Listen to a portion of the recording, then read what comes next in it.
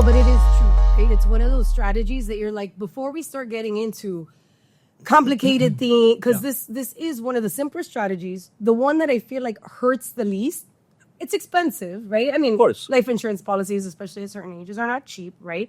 But least expensive in that you're not paying us hundreds of thousands of dollars to do sophisticated estate tax, vehicles and sales and da-da-da-da-da-da-da.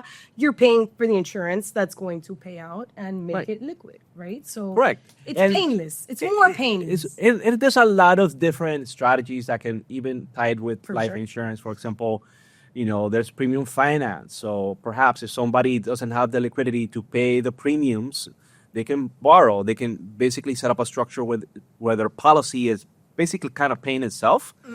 As long as we have a client that has sufficient assets to prove, basically provide collateral. I was going to say, this is not for those of us that live in Miami Lakes.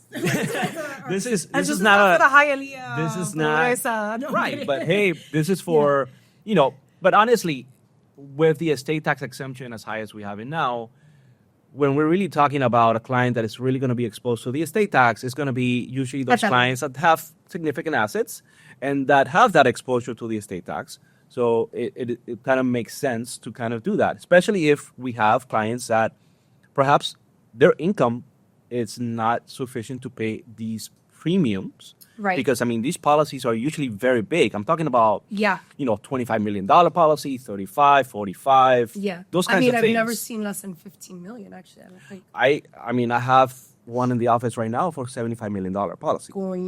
So, again, significant. Usually incomes at that level is, especially you've slowed down, if we're talking about this kind of legacy planning, they're not in the peak of their entrepreneurial stage. No, this client is in their 50s. Oh, wow. But we're just making sure we're planning ahead because you already see the road. The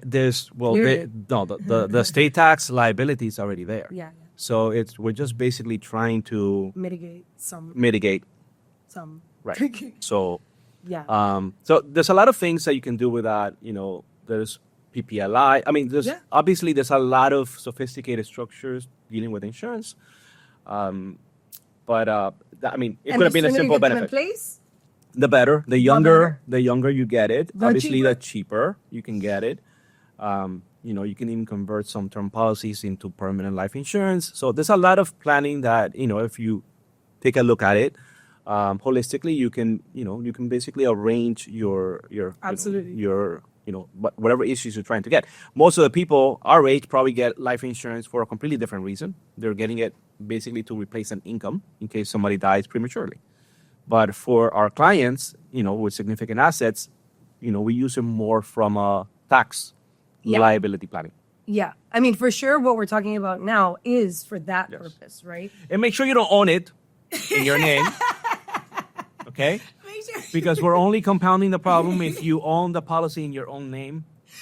Wow. #fail. Yes. As the kids say. #fail, guys. You get a $25 million policy. And Pepito owns it, and Pepito dies. Wow. Well, we have whatever assets he already had, plus a $25 million policy. Because even though you don't have the $25 million in your hand, the IRS says, $25 million. So, yes, make sure that it's not in your name. Terrible. You create an irrevocable life That would insurance be trust. terrible. You put it in there. You even have, what I usually advise clients, and I'm sure you do the same, is before you even sign on the dotted line, you get the ILIT, the insurance trust created. That's right. Have the trustee sign for the policy. That way it was right. never in your hands. That's Because then we have to look at a 3-year, Then you need to survive the 3 years. Right. So, you look both ways before you cross the street. Más te vale. Más te vale.